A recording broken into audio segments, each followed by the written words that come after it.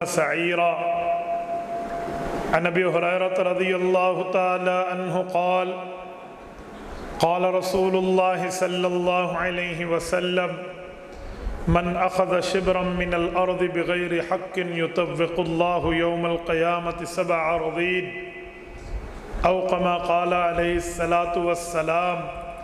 رواه الإمام الهمام البخاري في صحيحه. صدق الحمد للہ رب العالمین. معزز دوستو، آج 26 ستمبر 2023 بروز منگل ہے. میں آپ کے یہاں اجنے والا ضلع شیخوپورہ کی عمر میں برکت عطا فرمائے، ان کے واسطے سے آپ کی خدمت میں موجود ہوں. بیٹا آمین.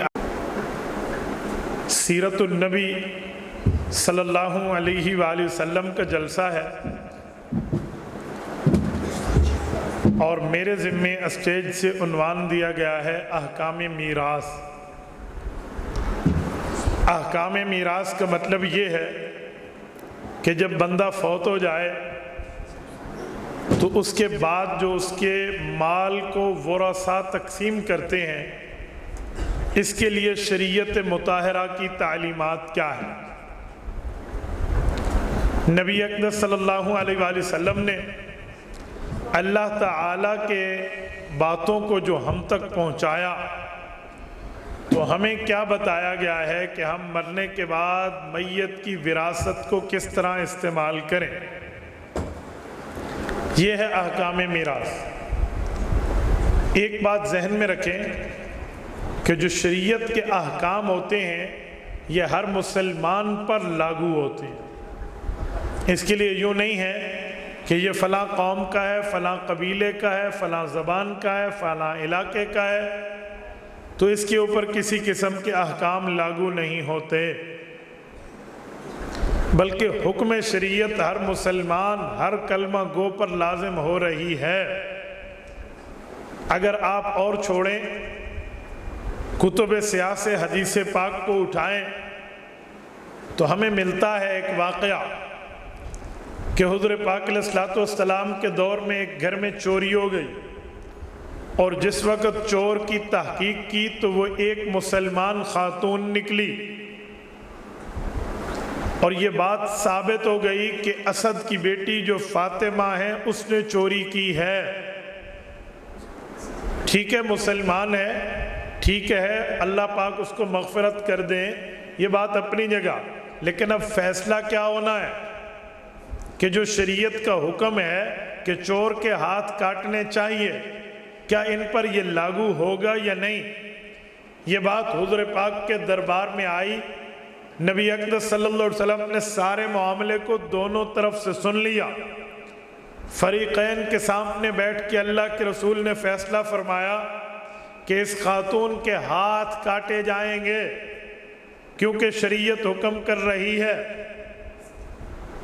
کہ جب چور یا چورنی چوریاں کر لیں اس کے بعد ان کے ہاتھ کاٹ لیں، یہ اللہ کی طرف سے انہیں دنیا میں سزا ہے.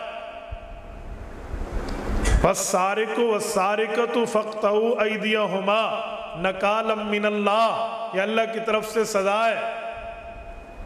جب ہاتھ کٹنے کا فیصلہ ہوا پھر اس قوم اور قبیلے اور خاندان کے لوگوں نے جن کی بچی نے چوری کی تھی انہوں نے سفارشیں لڑانا شروع کر دی. نبی پاک علیہ السلام کے تعلق داروں میں دیکھا کہ کس کا زیادہ تعلق اللہ کے رسول سے ہے تو کہا جس کو اللہ کے رسول زیادہ پیار کرتے ہیں اس کا نام حضرت اسامہ بن زید ہے رضی اللہ عنہ، کیونکہ ان کے والد کو حضور نے کسی زمانے میں اپنا بیٹا فرمایا تھا اور ان کی اماں حضرت برکت ام ایمن وہ ہیں جو نبی پاک علیہ الصلوۃ والسلام کی والدہ حضرت آمنہ کے ساتھ ان کی خادمہ تھی.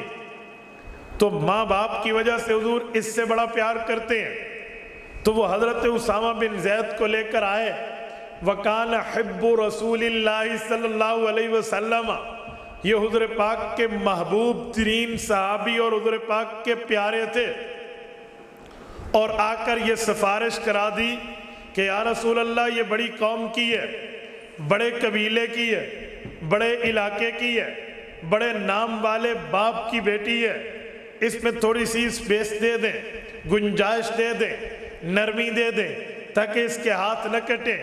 نبی پاک علیہ السلام کو جب یہ سفارش حضرت اسامہ کے واسطے سے ہوئی تو حضرت اسامہ سے محبت اپنی جگہ، پیار اپنی جگہ، تعلق کے معاملات اپنی جگہ، حضور پاک علیہ السلام نے حضرت اسامہ کو یوں خطاب فرمایا اتشفع فی حدود اللہ یا اسامہ، اے اسامہ تو سفارش کر رہا میں اللہ کا حکم توڑ دوں، اس میں کر رہے کہ یا رسول اللہ میں اس میں نہیں کر رہا۔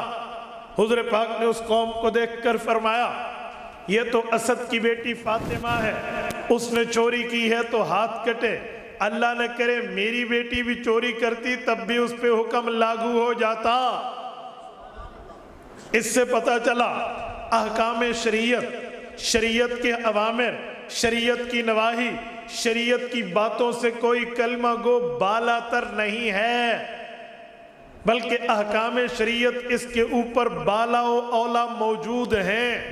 ہم یہ نہیں کہہ سکتے ہم فلاں قبیلے کے، فلاں قوم کے، فلاں علاقے کے، مثلا کوئی کہہ دے میں نے تو 15 حج کیے ہیں لہذا نمازیں معاف، میں نے تو 20 حج کیے ہیں لہذا روزہ معاف، میں نے تو 35 حج کیے ہیں لہذا مجھ پہ فلاں چیز معاف۔ ہم کہیں گے جی نہیں، حج کرنے سے، نیکی کرنے سے، نیکی میں آگے بڑھنے سے یا کسی اچھے قوم اور قبیلے کے ہونے سے بندہ احکام میں پابندی نہ ہو یہ نہیں ہو سکتا۔ احکامات چلیں گے۔ ایسے ہی وراثت کا مسئلہ ہے، ہم یوں نہیں کہہ سکتے بھائی ہم فلاں قوم کے ہیں، ہم فلاں علاقے کے ہیں۔ ابھی مجھے ایک بات بتائی جا رہی تھی کہ دنیا میں سب سے بڑی قوم جس کا نام اسلام میں بڑی احترام سے لیا جاتا ہے وہ سادات کی قوم ہے۔ ہم سادات کی عزت کرتے ہیں، بلکہ میں تو یوں کہوں کہ سید میرا اب بھی سردار ہے، میری تو والدہ مکرمہ رحمت اللہ علیہا سیدہ تھی، مجھے تو سید کی عزت و احترام گھر سے سکھائی گئی ہے۔ لیکن اگر کوئی سید بھی یہ کہے میں شریعت کے اس حکم کو نہیں مانتا تو سب سے بڑے سیدنا رسول اللہ صلی اللہ علیہ وسلم نے انہوں نے اپنی بیٹی سیدہ کے لیے فرمایا ہے اگر یہ بھی یہ نعوذ باللہ غلطی کر لے تو اس کے اوپر بھی حکم جاری ہو جائے گا۔ وہ سیدہ پاک جو خاتون جنت ہے، خواتین جنت کی سردار، خواتین جنت کے لیے محترمہ، مکرمہ، معززہ، جن کا رتبہ یہ ہے کہ نبی پاک کی چوتھی اور چہیتی بیٹی ہیں، جن سے رسول اللہ کی نسل چلی ہے، ان کی طرف نسبت کر کے فرمایا اگر غلطی ان سے ہو ان کو بھی نہیں بخشا جائے گا۔ میں حیران ہوں، ان سے تو غلطی نہیں ہے، اس کے اندر حیا اتنا ہے کہ سر کے بالوں کو آسمان کے سورج نے بھی نہیں دیکھا۔ ان کے پردے کا مقام و مرتبہ اتنا ہے کہ اپنے جنازے کو رات کو اٹھوا رہی ہیں کہ میرے جنازے کے کپڑے پر بھی کسی غیر محرم کی نظر نہ جائے۔ وہ تو اتنی حیا والی، اتنی پاک دامن، اتنی نیکوکار، اتنی اللہ کے سامنے تہجد گزار اور اتنی پارسا شخصیتیں جو اتنے بڑے سید نے اتنی بڑی سیدہ کے لیے بھی احکام شریعت کی پابندی لازم کی ہے تو بعد کے سادات کا معاملہ کہا جائے گا۔ اسی لیے جب اس قوم، اتنی بڑی قوم اور قبیلہ جس کا ہم یوں ایمانی درجے میں احترام مقام کرتے ہیں اور رکھتے ہیں، جب وہ شریعت کے احکام پر مکلف ہے، پابند ہے، تو باقی اقوام کا معاملہ تو بہت دور رہا۔ میرے دوستوں میں سمجھانے کے لیے کہنے لگا ہوں، آج کل ہمارے ہاں لوگ بہانے پیدا کرتے ہیں، کسی نہ کسی معاملے میں بات کو نکالتے ہیں۔ وراثت تقسیم کرنے کی باری آئی تو کہیں گے اجے تک تے تیرے پیو دی قبر دی مٹی بھی خشک نہیں ہوئی، تینوں لگ گیا اس دا سامان تقسیم کریے، تینوں صبر نہیں ہوتا۔ اللہ معاف کرے، جس نے وراثت کی بات کی ہے اس نے تو اسی کے قبر چھڑوانے کی بات کی ہے، وہ تو اپنے باپ کی آخرت کے لیے فکر مند ہے، تم نے اسے لالچی سمجھ لیا۔ انا للہ و انا الیہ، اسے لالچ کہتے ہیں۔ اسلام کہتے ہیں زکوٰۃ دو، اسلام کہتے ہیں صدقہ دو، اسلام کہتے ہیں عشر دو، اسلام کہتے ہیں فدیہ دو، اسلام کہتے ہیں فطرانہ دو۔ اسلام لالچی مذہب ہے؟ وہ تو تمہاری آخرت کی فکر کر رہا ہے۔ بھائی کوئی چیزیں آخرت کی فکر کے لیے بھی رکھنی چاہیے۔ یہ 3 دن پہلے کی بات ہے، سعودی عرب میں جو ایک قصاصاً ایک بندہ قتل ہوا ہے، یہ آپ کے سامنے واقعہ آیا ہو، پورا عرب میڈیا بھر چکا ہے اس واقعے سے کہ 2 چچا زاد بھائی ہیں، تھوڑی سی انبن ہوئی اور ایک نے پسٹل اٹھایا اور فائر کر کے دوسرے کو مار دیا۔ اس کے بعد 6 ماہ کیس چلا۔ جب کیس چلا جج نے اس کے لیے قصاص لکھا کہ یہ بھی قتل ہوگا، اس پہ تو ان سے 2 آ گیا، خون کا بدلہ خون ہے اور اللہ کا قانون ہے، تو اس نے فیصلہ دیا۔ لیکن ایک آپشن ہوتا ہے، وہ آپشن ہے کہ اگر اولیاء مقتول معاف کر دیں، یعنی جن کا بچہ قتل ہوا ان کا ماں باپ اور ولی جو ہیں وہ معاف کر دیں، تو انہوں نے کہا جی بہت اچھا، ادھر بھی بھائی ہے ادھر بھی بھائی ہے، دونوں کی اولاد ہے۔ تو اس بھائی نے کہا کوئی پرابلم نہیں ہے، میں بھی جاؤں گا، میری بیوی بھی جائے گی، ہم اس قاتل جو ہمارا بیٹا ہے اس کے بچے کو بھی لے کر جائیں گے اور سونے چاندی کے جا کر ڈھیر لگائیں گے، منتیں ترلے کریں گے۔ اسے بتایا گیا تیرا بھائی نہیں مانے گا۔ اس نے پھر اپنے پورے قوم اور قبیلے کو اکٹھا کیا۔ عرب میں اغال کہتے ہیں، وہ جو ایسے رومال پہنتے ہیں نا، اس کے سر کے اوپر وہ جو ایسے 2 کالے سے پٹیاں رکھتے ہیں، اسے اغال کہتے ہیں۔ وہ گئے پورے خاندان والے، انہوں نے اپنے اوپر کی چادریں اتار کے نیچے رکھ لی اور اغال نکال کے اپنے گھٹنوں کو باندھ دیا اور اپنے ہتھیاروں کو الٹ رکھ دیا اور صندوقیں لے گئے ریالوں کے اور سونے چاندی اس کے سامنے جا کے رکھ کے کہا یہ قاتل کا چھوٹا بچہ ہے، اس پہ رحم کر لے، یہ اس کی ماں ہے اس کو دیکھ لے، یہ اس کا بھائی ہے اس کو دیکھ لے، یہ اس کا ابا ہے، یہ اس کی بیوی ہے۔ یوں منتیں کی، 2 گھنٹے اس کی گردن قلم کرنے کے لیے جلاد تلوار کو نیام میں رکھ کے ٹھہرا رہا۔ جج بھی بیٹھے، سب بیٹھے۔ یہ نجران کا واقعہ کہ یہ اگر اولیاء مقتول معاف کر دیں، ابھی جج کہے گا جی ختم۔ شریعت کا قانون ہے نا کہ اگر وہ معاف کر دیں۔ 2 گھنٹے منتیں ترلے کی۔ اس چاچے نے کہا کہ میں اپنے اس قاتل بھتیجے کو معاف نہیں کر سکتا۔ کسی نے اسے کہا کہ یہ پھول ہے، چھوٹا بچہ ہے، تیرا بھتیجا ہے۔ اس نے کہا میرا بھی پھول تھا جو قتل ہوا، نہیں معاف کر سکتا۔ اس نے نہیں معاف کیا۔ 2 گھنٹے کا ٹائم پورا ہوا، جلاد نے اس کو قصاصاً قتل کر دیا، قتل ہو گیا۔ پورا سعودیہ اس قاتل کے لیے استغفار کر رہا ہے۔ لیکن میں ایک جملہ کہتا ہوں، جس چاچے نے معاف نہیں کیا، آج دنیا کہے گی اس نے ظلم کیا۔ میں کہتا ہوں وہ چاہتا تو معاف کرتا، اچھی بات تھی، لیکن نہ معاف کر کے بھی اس نے ظلم نہیں کیا، ٹھیک کیا۔ آپ کہیں گے کیوں؟ میں اس کی دلیل دینے لگا ہوں۔ اگر اسلامی معاملے میں کوئی غلطی ہو جائے اور دنیا میں اس پر سزا واقع ہو جائے تو اس قاتل کی آخرت سدھر جاتی ہے، آخرت سدھر جاتی ہے، آخرت میں جہنم کے عذاب سے بچا لیا جاتا ہے۔ تو چاچے نے تو اپنے بھتیجے کی آخرت سنواری ہے، کیوں اس کو غلط کہہ رہے ہیں؟ میرے دوستو میری بات کا مطلب بھی یہی ہے۔ اب کسی نے کہا نا کہ ابا کی وراثت تقسیم کریں، چاچا کی وراثت تقسیم کریں، ماما کی وراثت تقسیم کریں۔ ابھی تو تیرے باپ کی مٹی میں کفن بھی خراب نہیں ہوا، ابھی کفن میلے نے پہلے بات کرتا ہے۔ اوے بے وقوف دماغ کے بندے، وہ اپنے ابا کی آخرت کی فکر کر رہا ہے کہ آخرت میں اس کو پکڑ لو، اس کی قبر ٹھنڈی کر رہا ہے۔ تو نے اس کو لالچی سمجھ لیا؟ اوے وہ لالچی نہیں ہے، جو کہہ رہا ہے اس کو شریعت کی فکر ہے۔ اور میں ایک جملہ سمجھانے کے لیے کہتا ہوں، اگر وراثت تقسیم نہ کی بہت بڑے نقصان لازم آئیں گے۔ میں آپ کو جملہ سمجھانے لگا، میں آپ کے سامنے بیٹھا، میں ابھی فوت ہو جاؤں، میرے مرنے کے بعد میرے تمام مال کے وارث جو ورثاء ہیں وہی ہو جائیں گے۔ ان میں کوئی ایک بندہ دوسرے سے پوچھے بتائے تمام اولیاء سے بغیر وہ ایک ٹیڈی کی چیز بھی کھائے گا تو یہ جہنم کی آگ کا شعلہ کھا رہا ہے۔ یہ یاد رکھیں، ہم اس لیے کہتے ہیں کہ جو بندہ فوت ہو جائے نا، اس کی زمین، اس کا پیسہ تو بعد میں، اس کے پیسوں سے خریدی ہوئی وہ سبزی، وہ ویجیٹیبل جو اس کے فریج میں پڑے ہیں، جو استعمال کرے گا وہ اتنے پیسے وہاں رکھے گا جو سب ورثاء پر شرعی طور پہ تقسیم ہوں گے۔ جی ہاں، آپ یہ نہیں کہے کہ اس کے کریلے پڑے ہیں، اس کی سادی توریاں پڑی ہوئی ہیں اور اس کے چنگیں پڑی ہوئی ہیں اور اس کے جو ہے نا کیا کہتے ہیں کوئی دال وال پکی ہوئی پڑی ہوئی ہے، اس میں بھی وراثت ہے۔ جی ہاں، میرے رب کا حکم ہے، اس میں بھی وراثت چلے گی۔ اتنی چیزوں کا تو بندہ فرق کرتا ہے، یہ نہیں دیکھا جاتا ہے۔ اور اللہ کے بندے، اس پر وراثت کے معاملات اور احکام چلتے ہیں۔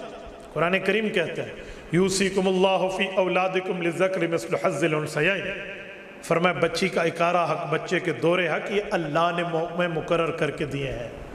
اچھا ادا کیسے کریں گے؟ فرمایا من بعد وصیۃ یوصی بہا او دین، اس کی ادائیگی کا طریقہ یہ ہوگا کہ دو چیزیں نکالی جائیں گی وراثت سے۔ کیا اس نے کسی کا قرض دینا ہے؟ پہلے قرض نکال، ادائیگی ثلث سے ہو گئی تو ہو گئی، نہیں تو اس کی آخرت میں پکڑ ہو۔ اور اگر اس کی وصیت ہے تو غیر وارث میں وصیت بھی ثلث کے حد تک معتبر ہے، 1/3۔ اس کی ڈیٹیل کیا ہے یہ آپ کو دارالفتاء بتائے گا، یہ آپ کو مفتیان کرام اس کی تفصیل سمجھائیں گے۔ تو اس حد تک دیکھا جائے گا، یہ اللہ کے قرآن کا حکم ہے۔ من بعد وصیت یوصی بہا او دین، یہ کوئی میں جنگ اخبار نہیں پڑھ رہا، میں کوئی اخبار جہاں نہیں پڑھ رہا، میں کوئی ڈائجسٹ کی عمران سیریز نہیں پڑھ رہا جو میں آپ کو ڈائجسٹ کی باتیں سنا رہا ہوں، ایران توران کے قصے سنا رہا ہوں، ہاں ادھر ادھر کی باتیں سنا رہا ہوں، یوں نہیں ہے۔ یہ میں اللہ کا قرآن پڑھ رہا ہوں جس کی زبر زیر پر بھی ہمارا ایمان ہے۔ اور میرے دوستو میں ایک مثال اور دیتا ہوں، بالفرض والمحال خاوند فوت ہو گیا اور اس نے اپنی بیوی کو حق کے مہر نہیں دیا تھا، آپ کو پتہ ہے من بعد وصیت یوصی بہا او دین، وراثت بعد میں تقسیم ہوگی، پہلے اسلام بیوی کو حق کا مہر نکال کے دے گا۔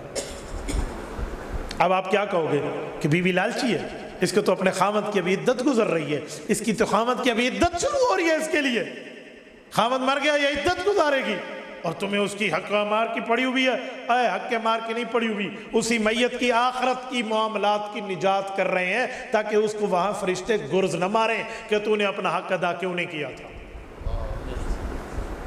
میری والدہ فوت ہوئی ہیں 31 اکتوبر 2003، مجھے آج کی طرح بات یاد ہے، آج 10 سال ہونے کو ہیں میری اماں کی وفات کو۔ میری اماں جان کی کچھ تصویریں تھیں، ساری 20 سال ہونے کو، رائٹ، کچھ تصویریں تھیں جو ہم نے ان کی بنائی تھی، کبھی چارپائی پہ بیٹھی ہیں، کبھی کیمرہ کی تصویریں تھیں اس زمانے کی۔ سب سے چھوٹی اولاد ان کی میں تھا، اور میں نے وہ تصویریں چھپا لی تھی۔ مجھے پتہ ہے ابا جان کو جب پتہ چل گیا نا کہ تصویریں ہیں، پہلے تو کھینچنے نہیں دیتے تھے، اور 2-3 فوٹو ہیں ان کے، تو ابا نے پہلے تو میری کوٹر کڈنی ہے نا، اس کے بعد گل پڑنی ہے، تو میں نے چھپا دی۔ میرے والد مکرم کی قبر پہ بھی اللہ کروڑوں اربوں رحمت نازل فرما۔ 2007 26 دسمبر کو ان کا انتقال ہے۔ اس وقت ابا جان میرے پاس آئے، مجھے کہا بیٹا ایک بات سنو، مجھے پتہ چلا ہے کہ تیری ماں کی کچھ تصویریں ہیں، تو نے زندگی میں تو ہمیں نہیں بتائی تھی۔ ابا جان بہت تصاویر کے خلاف تھے۔ میں نے کہا جی ہاں۔ کہتے وہ تصویریں تیرے پاس، اور مجھے یہ بھی پتہ چلا ہے کہ تو دینے نہیں دیتا، کسی کو دکھانے بھی نہیں دیتا۔ میں رونے لگا، میرے آنسو میرے والد نے صاف کیے، اور مجھے کہا میں تمہیں ایک جملہ کہتا ہوں۔ مجھے آج کی طرح وہ جملہ یاد ہے۔ فرمانے لگے تو چاہتا ہے تیری ماں کو قبر میں آگ کا عذاب ملے؟ میں ایسے ہوشے، میں نے کہا جی نہیں۔ کہتے ہیں اشد الناس عذابا یوم القیامت المصورون، نبوت نے فرمایا یہ جو تصویر ہے نا، یہ پرنٹ تصویر، فرمایا یہ جو تصاویر تم اس طرح رکھتے ہو نا، یہ چھاپ چھاپ کے، فرمایا یہ تصاویر والوں کو قیامت میں سخت ترین عذاب ہوگا۔ کہ تیری ماں نے کھچوا لی، تم نے زور زبر سے تصویریں کھینچی اور مجھے نہیں بتایا، تو میں اس وقت اس کو ضائع کروا دیتا۔ اب تو چاہتا ہے کہ تیری اماں قبر میں خوش رہے نا، تصویریں اٹھا کے اس کو ختم کر دی۔ میں نے حضور علیہ السلام کا یہ فرمان سنا نا، جن ہاتھوں سے میں نے بہن بھائیوں سے تصویریں کھینچ کے چھپائی ہوئی تھی نا، انہی ہاتھوں سے جو ماچس کی تیلی جلا کر اس کو آگ لگائی، اور مجھے اس پہ خوشی ہے کہ میں نے اپنی ماں کی قبر ٹھنڈی کی ہے۔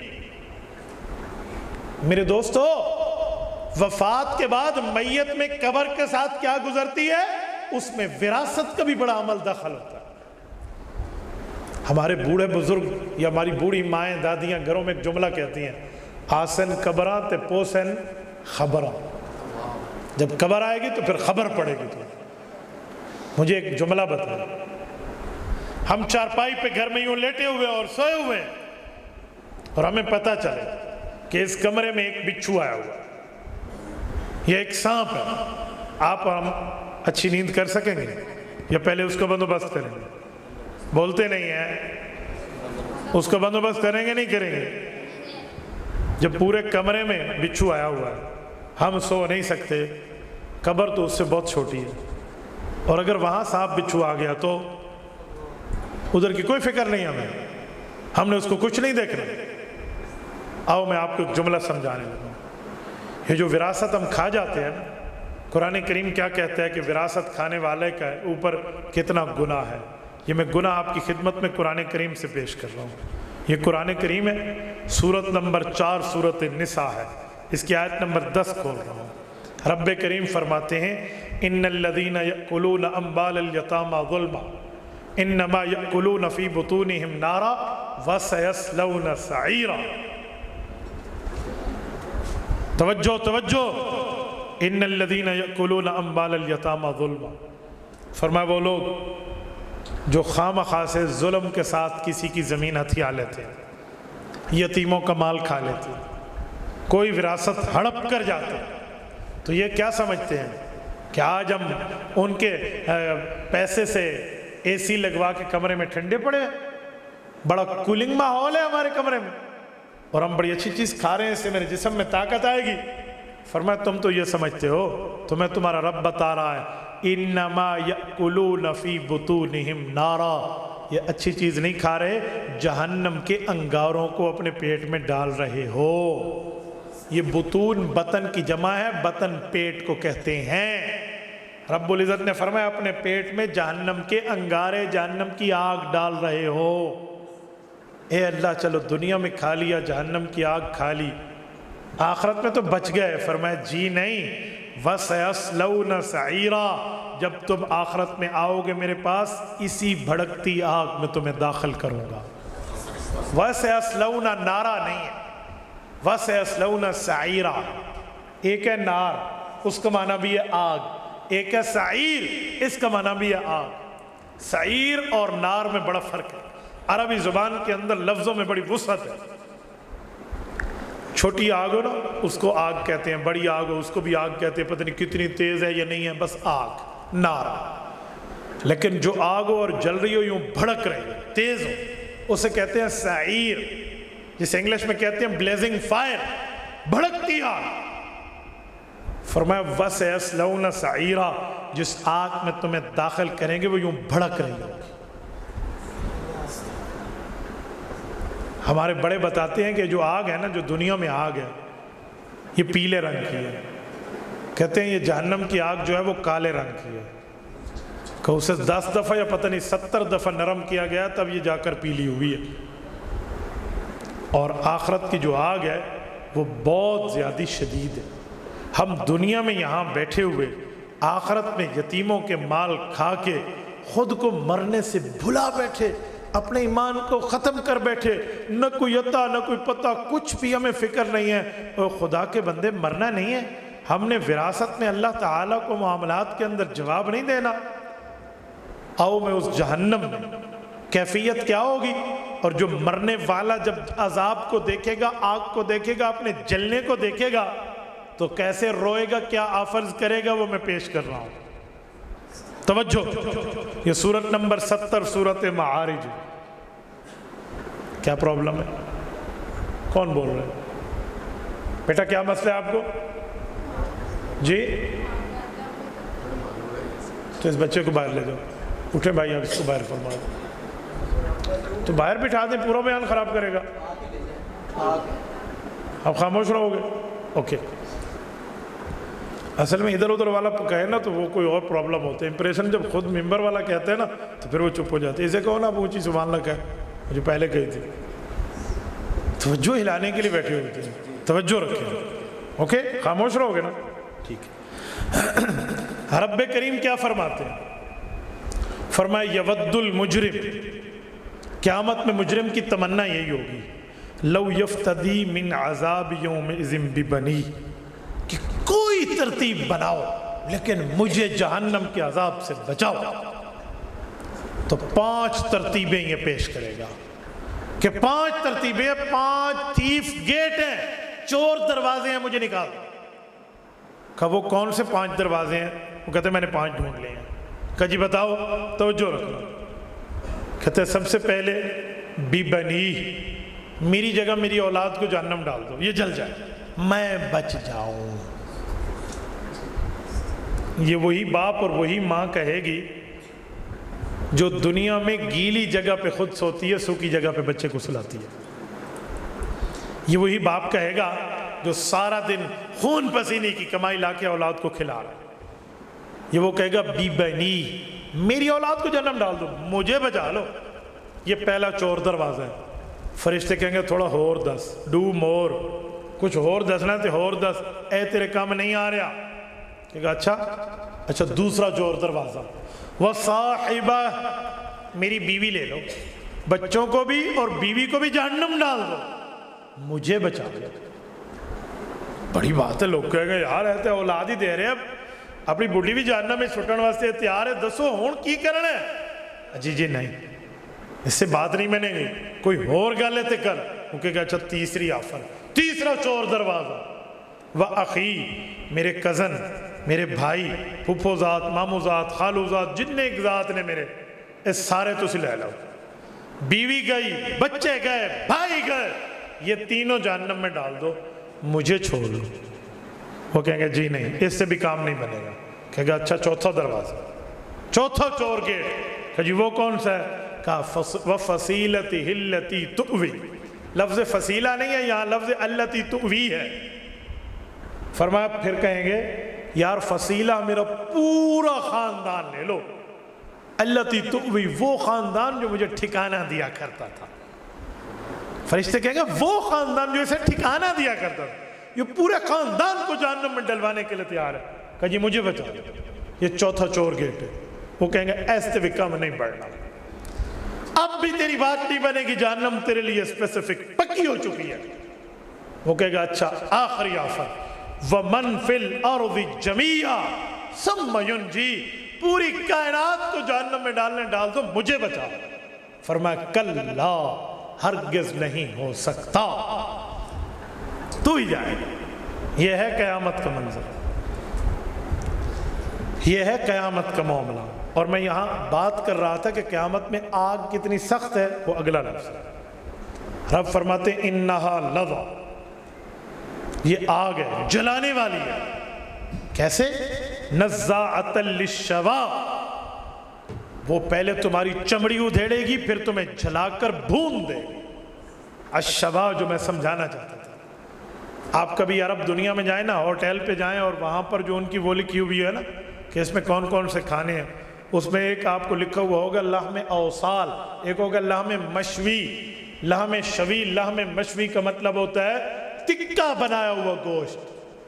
فرمایا نزاعۃ للشوا، وہ آگ پہلے تمہاری چمڑی ادھیڑے گی، پھر تمہارے تکے بنا کر رکھے گی۔ میرے دوستو یہ ہے قیامت کا منظر۔ ہم کسی کے معاملات کی آخرت کو نہیں دیکھتے، دنیا میں جو مرضی ہے گناہ کرنے کا۔ اور اللہ کے بندو، اللہ نے وراثت مقرر فرمائی ہے، یہ دینی پڑے گی، چاہے بھائی کا حق ہے چاہے بہن کا۔ اور پھر یہ نہ سمجھنا کہ میرا گھر چھوٹا ہو جائے گا، میرا در چھوٹا ہو جائے گا، میری زمین چھوٹی ہو جائے گی، میرا مال چھوٹا ہو جائے گا۔ بھائی ہو جائے گا، لیکن قبر ٹھنڈی ہوگی۔ یہ نہ ہو کہ دنیا میں تو ایسا کام کر جا کہ قبر تیری کہیں گرم ہو جائے۔ اچھا میں ایک بات مزید سمجھاتا ہوں۔ آج کل لوگ کیا کرتے ہیں، ابا فوت ہو جائے نا، اکثر بھائی بہنوں کے حق کھا جاتے ہیں۔ اچھا اب چور تو بنے ہوئے ہیں، لیکن بہانے سنو، اور تو اپنی بہنوں کو ایسا کیوں نہیں دیتا؟ وہ لیتی نہیں ہے۔ اچھا کوئی ثبوت ہے تو دکھا۔ نہیں انہوں نے کہہ دیا کہ ہم نہیں لیتے۔ اور جب لینے کی بات آ جائے پھر کہیں گے بہن نہیں لیتی تھی، بہنوئی نے اسے خواہ مخواہ سے ایسے تیار کیا، لے لے لے لے لے۔ وہ بہنوئی نے تیار کیا تو اس نے اپنی حق کی بات کی ہے، کوئی جرم کی بات تو نہیں کی۔ عجیب معاملہ ہے۔ وہ کہتے ہیں نا کوئی بری ساس ہوتی ہے نا، وہ اس کی مثال ایسی ہے کہ اس کے پاس کوئی آئے نا، آ کر پوچھتا ہے سنا تیری بہو کیسی ہے، تو اگر وہ بری ہو نا کہہ دیا تو اسی میری نوں دا پوچھڑ آ گیا کی ہے، میرے بیٹے کو ہاتھ میں قابو کر دیا ہے اس نے، بچہ مجھے تنخواہ میں 1 روپیہ بھی نہیں دکھاتا، ساری آگے بیوی کی ہتھیلی پہ رکھتا ہے، رن مرید ہو گیا بیٹا میرا، بس کوئی حال کو نہیں، حال پایا گیا ہے ساڑھے گھر۔ اور کچھ دیر کے بعد کوئی آ کر اسی ساس سے دوبارہ پوچھے کہ تیری بیٹی کا کیا حال ہے جو تو نے وہاں بسائی تھی، وہاں جو ہے نا بیائی تھی، واہ واہ ماشاءاللہ، میری بیٹی تو بڑی خوش ہے، داماد سارے اس کی باتیں مانتے ہیں، اس کے ہاتھ میں آ کے تنخواہ دیتا ہے۔ جس دن اس نے بہو اور بیٹی کا فرق ختم کر دیا اس دن دنیا میں انقلاب آ جائے۔ بھائیو ایسے ہی ہے، ہم لوگ، میری بیوی اپنے گھر سے حصہ لے کر آئے اپنے بھائیوں سے، پر میں اپنی بہن کو حصہ دیتے ہوئے مرتا ہوں۔ کیوں بابا؟ وَيْلٌ لِّلْمُطَفِّفِينَ الَّذِينَ إِذَا اكْتَالُوا عَلَى النَّاسِ يَسْتَوْفُونَ وَإِذَا كَالُوهُمْ أَوْ وَزَنُوهُمْ يُخْسِرُونَ۔ قرآن کریم کہتا ہے لوگو، اے امت محمدیہ کے لوگو، اس امت سے پہلے قوم شعیب گزری ہے۔ شعیب علیہ السلام کی قوم وہ قوم ہے جن کے لئے رب نے فرمایا وَيْلٌ، انہیں جہنم کی ایک خاص وادی میں داخل کروں گا۔ اللہ کیوں؟ فرمایا المطففین، یہ کچھ اوپر نیچے کر کے ہیرا پھیری کرتے تھے۔ اللہ وہ ہیرا پھیری کیا تھی؟ فرمایا الذین اذا اکتالوا علی الناس یستوفون واذا کالوہم او وزنوہم یخسرون۔ جب سودا تولنا ہوتا، لینے کے بعد اور تھے، دینے کے بعد اور تھے۔ یہ میں آپ کو ایک واقعہ اپنے سامنے کا پیش کرنے لگا ہوں۔ حضرت شاہ جی آپ حیران ہوں گے، میرے پاس ایک آدمی آیا، کہتے ہیں میرے دو بھائی ہیں اور میں فلاں ہوں، آپ مجھے جانتے ہیں۔ جب انہیں تعارف کرے تو میں جان گیا کہ ہمارے علاقے کے تو آپ کو پتہ ہے نا، ابا فوت ہو گئے ہیں، سال ہو گئے، اب تو بڑے ہم پریشان ہیں، ہم ان کی وراثت تقسیم کرنا چاہتے ہیں، تو آپ ہمیں پرچہ شریعت بنا دیں، عدالت میں ہم نے جمع کرانا ہے۔ جج نے کہا جی مفتی مور لگا کر نہیں لکھ دے گا نا پرچہ شریعت اور فتوے پہ، ہم نے زمین تمہارے نام نہیں کرنی، تو آپ ہمیں شریعت کا پرچہ بنا کے مور لگا دیں۔ میں نے کہا جی دو باتیں، یہ بتاؤ وارث اپنے ابا کے تم ہی ہو یا کوئی اور بھی ہے؟ کہتے بس ہم ہی ہیں۔ میں نے کہا آپ کے ابا کی بیٹیاں نہیں تھیں؟ وہ تھیں لیکن وہ ان نے معاف کر دیا، ابا نے ان کو دے دیا تھا۔ ایک کہتے ہیں معاف کر دیا ہے، ایک کہتے ہیں ابا نے ان کو دے دیا تھا۔ مجھے یہاں سے کچھ ڈاؤٹ محسوس ہو۔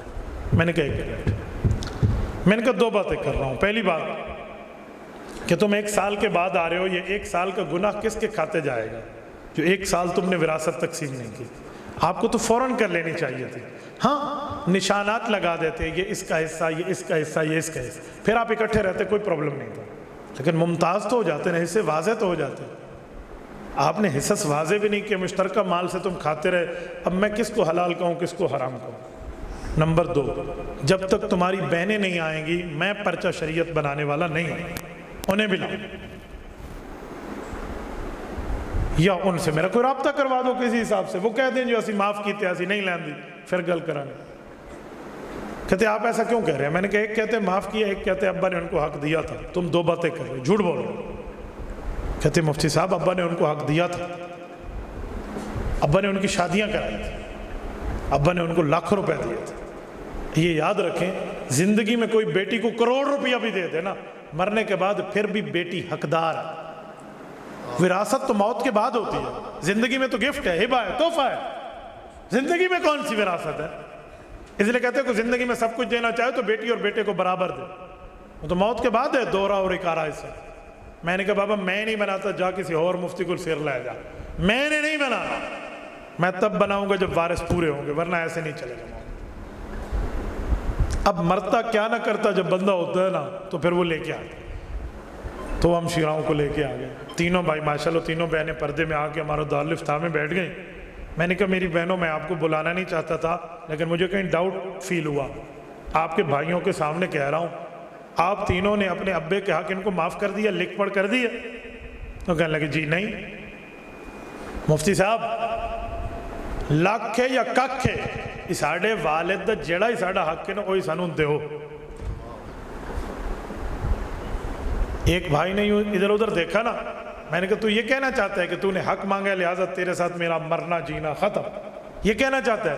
لانتی بننے کے لیے تیار ہو تو یہ کہہ لو۔ کیسے مرنا جینا ختم؟ بہن نے اپنے حق کی بات کی اور مرنا جینا ختم؟ کیسے بیٹھے ہوئے؟ صرف باپ کی اولاد تم ہو، تمہاری بہنیں گلی سے اٹھائی تھی تمہارے ابا نے، میں نے اچھی بھلی کھچائی کی۔ تو بھائیوں نے بہنوں کو کہا کہ تمہارے ولیمے پر اور تمہارے وری پر اور تمہارے جہیز پر اور تمہارے یہ وہ ادھر ادھر اورلم پرلم جام لیے کہ ان کے اوپر ابا نے اتنے لاکھ روپے خرچ کیے تھے، تو جب ابا نے تمہاری شادیاں اتنی کرا دی، جہیز اتنا لے کے دیا، اب بھی تم حق مانگ رہی ہو، کس منہ سے مانگ رہی ہو؟ بہنوں کے جواب دینے سے پہلے میں نے کہا بھائی صاحب ذرا یہ فقیر کو تھوڑا پوچھ لو نا، اس کی بات بعد میں، ابا نے تیری شادیاں کرائی ہیں یا نہیں کرائی تم تینوں کی؟ کہتے ہیں کرائی ہیں۔ میں نے کہا خرچ ہو یا مفت کرائی ہیں؟ کہتے ہیں خرچ تو ہماری شادیوں پہ بھی ہوا ہے۔ بہنوں نے کہا ابا نے اتنے اتنے لاکھ روپے کے حال میں ولیمے کیے ہیں ان کے۔ میں نے کہا ابا نے ان کی شادیاں کرائیں، اگر ان کا حصہ ختم تو ابا نے تمہاری شادیاں بھی کرائیں، تھوڑا حصہ ختم، زمین مسیطے دے دو، مولوی نو دے دو نا، مدرسہ بڑھا لینا ہے، ایسی مسجد دے دے، تمہارا بھی حق نہیں ہے پھر اگر یہی اصول ہے تو۔ بابا میں لکھ کر دوں گا حق سب کا، تو میں نے حق سب کا ہی لکھ کے دیا، آدھا میں کیوں لکھتا؟ میں اپنے ایمان تے رندہ تھوڑی چلانا سی، میں اپنے ایمان پہ چھری تو نہیں چلا رہا سکتا۔ تو اس طرح کی دو نمبری بہانے آج دنیا میں چلتے ہیں، اور نہ اپنی قبر کی فکر نہ اپنی آخرت کی فکر۔ میرے دوستوں میں آپ کو کوئی نشانہ نہیں بنا رہا، میری بات کا مطلب ہے اے کاش ہم اللہ کے حکم کے پابند بن، ہم ایک دوسرے کے اوپر سمجھنے سمجھانے والے بن، یہ نہ دیکھیں کہ وراثت میں اس کا حصہ کتنا، اس کا حصہ کتنا، جتنا ہے اتنا دینا پڑے۔ اور اپنی بہن بیٹی کو جو وراثت میں حصے سے جان بوجھ کے محروم کر دیتا ہے اور ان کا حصہ کھا جاتا ہے، یہ بات ذہن میں رکھنا، وہ اتنے بڑے گناہ کا ارتکاب کر رہا ہے کہ میں واضح طور پہ کہتا ہوں اس کے گھر کا کھانا مسلمان کے لیے حلال نہیں ہے، کیونکہ اس کا حرام حلال مشترک مل چکا ہے۔ میں نہیں کھاؤں گا جا کر اس کے گھر میں کھانا، سیدھی سی بات ہے، ہم نے نہیں جانا اس کے گھر میں، پانی کے گھونٹ بھی نہیں پیا، حرام مال سے کھا اور پی لیا، 40 دن تک تمہاری نماز قبول نہیں ہوگی، تم ہاتھ اٹھا کر رو کر رب سے مانگو گے، تمہارے منہ پر دے مار جائے، حرام مال کھایا تم۔ تو میرے دوستو جہاں یہ حال ہو، پھر اس کے بعد لوگ کہتے ہیں جی کی ہو گیا؟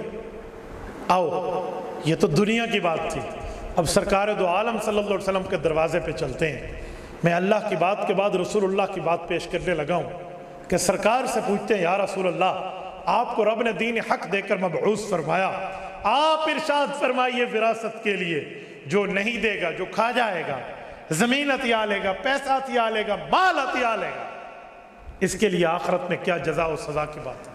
صحیح بخاری جلد اول، او کما قال رسول اللہ صلی اللہ علیہ وسلم، میرے پاک پیغمبر نے فرمایا، حضرت ابو ہریرہ رضی اللہ عنہ راوی ہیں، فرمایا من اخذ شبرا من الارض، جس نے ایک بالشت زمین کسی کی بغیر حق کے کھا لی، یہ بالشت کو پنجابی کی کہتے ہیں گٹ، ہاں ایک گٹ، یہ کتنے انچ بنتا ہے آپ کو پتہ ہے؟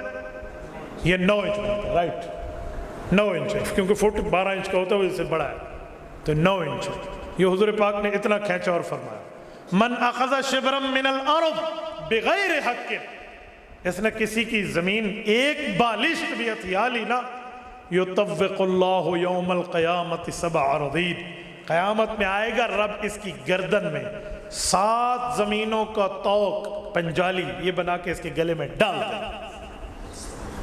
کتنے زمینوں کا؟ یہ ایک ٹیبل پڑی ہے آپ کے اور میرے سامنے، ذرا بسم اللہ کریں اور اس کو ہم سر پہ اٹھا کر دکھائیں۔ اے 2-3 ڈبے کھلوتے نے ساؤنڈ دے، کوئی ایک اتنے چوک کے بھی کھاوے میں نہیں، یہ ایک ڈبہ ہم سے نہیں اٹھتا، یہ ایک من وزن ہم سے سر پہ نہیں اٹھتا، ایک زمین نہیں، 2 زمینیں نہیں، 3 نہیں، 4 نہیں، 7 اراضین، فرمایا 7 زمینیں پوری کی پوری طوق بنا کر نہ اس جگہ کی اٹھا کر اس کی گردن میں تن دیا، لے میرا پوتر، ہم بیٹھے ہیں وہاں پر، کوئی پرابلم نہیں ہے۔ یہ میں اللہ کے دروازے سے آپ کو رسول اللہ کے دروازے تک لائے، میں کوئی اپنے پیو دے گلہ نہیں بیٹھا سنا رہا، میں کوئی اپنی کوئی قصے قصاولیاں نہیں سنا رہا، آپ کو کوئی واقعات نہیں بتا رہا۔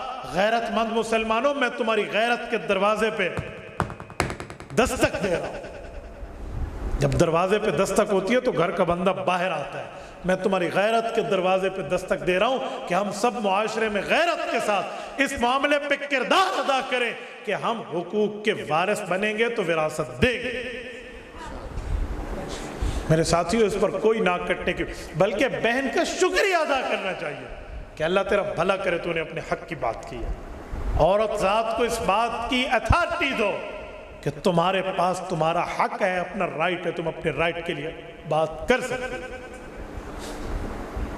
یہی حال آج کل حق کے مہر کا ہے. حق مہر جو ادا کرنی واجب ہے. سورت نمبر 33 سورت احزاب پارہ نمبر 22 رب کریم نے فرمایا قد علمنا ما فرضنا علیہم فی ازواجہم. اے لوگو تمہارے اوپر لازم اور ضروری ہے کہ تم نے حق کے مہر ادا کرنا ہے, حق مہر دینا ہے. یا رب نے مقرر کیا. ہمارے ہاں کیا ہوتا ہے, اجی حق مہر پہلے تو دیتے نہیں ہیں, اور اگر دیں بھی تو وہ کہتے ہوتے صرف کہن دا ہوتا, دین دا تو نہیں ہوتا. میں ایک گھر میں گیا, حق مہر کی بات کر رہا تھا. ان کے جو دادا جان بیٹھے تھے نا وہ بھی سن رہے تھے. میں تو بیٹے سے بات کر رہا ہوں جو اس کا ابا بیٹھا تھا, پوتے کا بھی باپ. وہ کہہ رہا ہے مفتی صاحب سچی سچی دینا پڑا, حقیقت میں سچ میں دینا ہوتا ہے. وہ دادے بھی نہیں دیتا سی, بیٹے تے پوتے تے رہ گئے دور. تو اس کے بیٹے نے جب یہ سنی نا بات کہ مفتی دے کے گل کھل گئی ہے, اس نے کہا ابا اے خدا دا نامن وہ دینا تے میرے بوجھے جو لایا کہ تے اماں نو دے دے, میرے سے لے کر امی کو دے دے. اور نہیں میں دیتے ہوئے چھڑ دے. میں تو پوچھتا پیا سی مولوی کو دینا چاہیے یا نہیں دینا چاہیے. اسی سے سمجھے صرف خانہ پوری واسطے ہوتا ہے, کاغذی کروائیے لکھ دو, دینے شینے تک کوئی نہ نہیں لینا. عجیب معاملہ ہے بھائی, عجیب بنیادوں پہ ہم بیٹھ گئے. یہ دینا ہوتا ہے. اور ہمارے یہاں کیا ہے, معاف کر دیا. پتہ ہے بیوی کو پتہ ہی کوئی نہیں ہے حق مہر کہتے کسے ہیں, یا وہ ہوتا کتنا ہے, یا کتنی مالیت کے پیسے, یا سونا ہے چاندی ہے, یا وہ جو ہے نا کیا کہتے ہیں وہ زمین ہے. اجی تو حق مہر لے گی, وہ بیچاری نہیں آئی ہے گھر میں, وہ کیا کہو کہ نہیں لو, معاف کیا جی معاف کیا. نہ کوئی پتہ نہ کوئی اتا کہ نہیں کہ کوئی نہیں پتہ. اینج معاف نہیں ہوتا, اس طرح معاف نہیں ہوتا. معاف کرانے کی ترتیب ہے تو پوری ترتیب سے چلے, ٹھیک ہے. صرف گدے نہ لیں, اس کی ترتیب بھی لیں, پورے کے پورے معاملات کے ساتھ لیں, ادھوری ادھورا کام اور باتیں نہ کریں. میں ایک جملہ بتا رہا ہوں, پتہ ہے کیسے معاف ہوتا ہے. آپ وہ حق مہر کے جتنے پیسے ہیں, جتنا سونا چاندی ہے, وہ اپنے ہاتھ میں لیں, بیگم کی جا کے جولی میں ڈالیں, اسے کہیں بیگم صاحبہ یہ اللہ رسول کی طرف سے تیرا حق ہے. کس کی طرف سے؟ اللہ رسول کی طرف سے, یہ تیرا حق ہے. تو اس کو اپنے پاس رکھ, کھا جا, کسی فقیر کو دے دے, کسی چور نو دے دے, اللہ دے واسطے کسی نو دے دے, تیری مرضی ہے, تیرے تو کوئی نہیں پوچھ سکتا, کوئی نہیں تجھ سے پوچھے گا, جس کو دے دے. ہاں اس کے بعد وہ تمہیں لوٹا کے واپس کر دے تب معاف ہوتا ہے. جب ہم ایسے کہتے ہیں نا, کوئی کہتا ہے اگر اس طرح دیں گے تو پھر تو اس واپس نہیں کرنا نا, پھر تو ہم نے نہیں واپس کرنا, تو نہیں کرنا تو معاف کیوں کرا زور زبردستی دے. اچھا آج تو زور زبردستی کر لے گا, لیکن جب قبر میں جاؤ گے اور فرشتوں کے ہاتھ میں گرز ہوں گے, بِمِطْرَقَةٍ مِّنْ حَدِيدٍ, وہ لوہے کے سریے ہوں گے. ہاں, اور جب وہ ماریں گے فَيَضْرِبُ بَيْنَ أُذُنَيْهِ, کان کی پٹی پہ ماریں گے نا جب, اور جہاں لگے گا فَيَصِيحُ صَيْحَةً, وہ ایسے بندہ چیخے گا, کہتے ہیں اگر اس دھرتی پر موجود ہوتا تو لوگوں کے دل باہر آ جاتے. یہ قبر میں ہونا ہے. اگر اس سے بچنا ہے تو دنیا میں اللہ اللہ کے رسول کی بات ماننی ہوگی. خدا کے لیے اس زمین کے چکروں میں پڑھ کے, اس وراثت پر قبضہ کر کے, یہ نہ ہو کہ کل قیامت کو اللہ سے بھی تو ہم مردود ٹھہریں اور رسول اللہ کے دربار میں جائیں سفارش کی بھیک مانگنے, تو آقا بھی فرما دیں کہ میرے بندے تو نے دنیا میں میرے رب کو اور مجھے ناراض کیا, کس منہ سے آ گیا. اللہ معاف, اللہ ہم سب کو سفارش عطا فرمائے. انکار نہیں کرتا ہمارے نبی پاک شافی محشر ہے, لیکن ہمیں بھی تو کچھ حیا کرنا چاہیے نا. جو نبی 1400 سال پہلے ہمارے لیے رویا ہے, آج ہم اس کے احکام کو نعوذ باللہ پاؤں تلے تو نہ رو دینا. ہم مسلمان ہیں, اوے مسلمان کے بچے ہیں, ہمیں کلمہ گھر میں بیٹھے نصیب ہوا ہے, ہم نے بھی مر جانا ہے, قبر آ جانی ہے. ہمارے یہاں ایک شخص تھا, اس نے بڑی لوگوں کی زمینیں لی ہوئی تھی. جب وہ مرنے لگا تو وصیت میں کہتا ہے دے دو جڑی دے دو لوگوں کو, میں نہیں لینی, میں کی کرنا. اجی اب تو دے رہا ہے تو جس وقت تو نے لوگوں کی زمینیں کھینچی تھی ان یتیم اور مسکینوں کا کیا ہوا؟ تو اس لیے بہتر ہے بندہ دنیا میں بیٹھا ہے, زندگی میں بیٹھا ہے, آج یہاں بیٹھے بیٹھے معاملے کو صاف کر لیں. کریں گے انشاءاللہ. اللہ آپ کو اور مجھے صراط مستقیم عطا فرمائے, دین حنیف پر, دین اسلام پر اللہ ہمیں عمل کی توفیق عطا فرمائے. اقول قولی ھذا واستغفر اللہ وآخر دعوانا ان الحمد للہ رب العالمین. پورے تو خطوط نے, اللہ تو حج تے لے جاوے. مفتی صاحب الحمدللہ ادارہ حاضہ میں قرآن پاک کے بچے بچیوں کو تجوید کے ساتھ پڑھایا جاتا ہے، 40 احادیث ترجمے کے ساتھ، 50 مسنون دعائیں، کلمے، بنیادی عقائد، حضور پاک کی سیرت، آداب، 25 اسباق پڑھائے جاتے ہیں۔ بڑی عمر کے افراد، بڑی عمر کی خواتین کے لیے بھی تعلیم کا نظم موجود ہے، اور دراسات دینیہ کے لیے بچیوں کے لیے کورس جاری ہے 2 سے لے کر 5 بجے تک۔ ماشاءاللہ آپ اور ہم اس کورس کو مضبوط کریں گے یا نہیں کریں گے؟ مجھے بہت خوشی ہے، اللہ تعالیٰ اس کو قبول فرمائے۔ مسجد میں رکھی ہوئی پلاسٹک کی ٹوپی پہن لیں تو نماز ہوتی ہے؟ تو اسی سارے یہاں پائی ہوئی ہے، یہ دیکھو رہے 20-25 آدمیوں نے پہنی ہوئی ہے۔ جواب دے دو؟ ہاں پھر بھی پاونی ہے تو سنو جواب۔ کسی کو کہو نا کہ یار تو نے سر پہ پلاسٹک کی ٹوپی کو پہنی ہے، میں سر ڈھانکا ہوا ہے، اور میری گل سن، یہ تیری شلوار کتنے کی ہے؟ پینٹ 4000 کی ہے۔ یہ تیری شرٹ کتنے کی ہے؟ قمیض 5000 کی ہے۔ تیرے جوگر کتنے ہیں پاؤں میں پہنے ہوئے؟ 6000 کے بوٹ ہے۔ اور یہ سر کی ٹوپی جو اللہ کے نبی کی سنت سمجھ کے پہنی ہے، یہ کتنے کی ہے؟ مسیطے چکی ہے 20 روپیہ دی ہے۔ ٹھیک جواب دیتے ہیں 20 روپے دی ہے۔ اس زمانے جڑی پاؤں وچ پانی ہے نا، جو پاؤں میں پہننی ہے وہ تو 5000 کی ہے، اور جو سر پہ رکھی وہ 20 روپے کی ہے۔ شرم کرنی چاہیے، رکھنے والوں کو بھی اور ناراض نہ ہونا پہننے والوں کو۔ جی اس کا کوئی فائدہ نہیں ہے پہننے میں، یہ صرف جیلی چیزیں بنی ہوئی ہیں، اس سے بچیں۔ سر کو ڈھانپ کے رکھیں، سنت کے طریقے پہ ڈھانپ کے رکھیں۔ یہ ترتیبیں بہت عجیب ہیں۔ مفتی صاحب شادی کے موقع پر نیوتا لینا دینا کیسا ہے؟ آپ کو پتہ ہے نیوتا کہتے ہیں نا اس کو، ہم اسے کہتے ہیں سلامی، ہمارے ہاں ہماری میٹھی اور پیاری اور سرائکی زبان میں اس کو سلامی کہتے ہیں۔ تو یہ جو نیوتا ہے نا، پتہ ہے یہ کیا ہے؟ یہ وہ ظالم ہیں لینے والے جو کھانا بعد میں کھلاتے ہیں، بل پہلے لیتے ہیں۔ جی ہاں، ہوٹل والے کھانا پہلے کھلاتے ہیں، بل بعد میں لیتے ہیں، یہ اس سے بڑے ظالم۔ کوئی اسلام میں جائز نہیں ہے، سارے کی ساری اسلام کے نام پہ یہ 2 نمبری۔ میں تو الحمدللہ ایک نہیں، میری الحمدللہ 4 بیویاں اور بیک وقت ہے، ٹھیک ہے؟ کسی ایک شادی پہ، کسی ایک ولیمے پہ ایک ٹیڈی کبھی نیوتا لے آ دیا نہیں ہے۔ اللہ اللہ خیر سے ایسی کسی شادی پہ جاؤں اپنے شاگرد کو 10,000 ہی کیوں نہ دے دوں، اللہ کے لیے دوں گا، اس موقع پہ 10 روپے بھی نہیں دوں گا، کیونکہ جھوٹی رسم ہے۔ لوگ کہیں گے مولوی دے دینے تو سانو دینا چاہیے تھا۔ پہلے تو میں ایسے ولیموں میں جاتا ہی نہیں، اس سے اپنی جیب میں رکھو اپنے ولیمے۔ ہم 2 نمبروں کے ولیمے میں نہیں آتے، ہم کوئی ہوٹل میں تھوڑی آ رہے ہیں کہ آئیڈیل ہوٹل میں چلے جاؤ اور بل دے دو۔ پتہ نہیں لینے والے کو بھی شرم اور حیا نہیں آتی کہ تو نے اللہ کے لیے شادی کی ہے، اللہ کے نبی کی سنت کو اپنایا ہے، اور لوگوں سے پیسے مانگ رہے ہیں۔ یار ولیمہ فی سبیل اللہ کھلانا ہوتا ہے، اور پھر لوگ بہانہ کیا کرتے ہیں؟ اسی دیتے سن، اسی واپس نہیں لینے۔ حیا کر، شرم کر، کسی کو شادی پہ امداد کی ہے تو پھر واپس لینے کی نیت سے نہیں کی، اللہ کے لیے کی۔ ان اجریہ الا علی رب العالمین، اس کا اجر اللہ دے، اس کا اجر تم نے دنیا والوں سے نہیں لینا۔ تو اس لیے اس نیوتا کی رسم سے بچیے۔ حضرت مفتی صاحب کیا قرض بھی 1/3 مال سے ادا کیا جائے گا؟ وہ تو کل ترکے سے ادا کیا جائے گا۔ آپ صلی اللہ علیہ وسلم، سوال آپ نے آدھا لکھا ہے، قرض کی ترتیب دیکھی جائے گی، اس پوری ترتیب کے ساتھ بات کریں گے۔ آپ کو اس کی تفصیل چاہیے، تفصیل آ کر آپ دارالفتاح سے لے لیں۔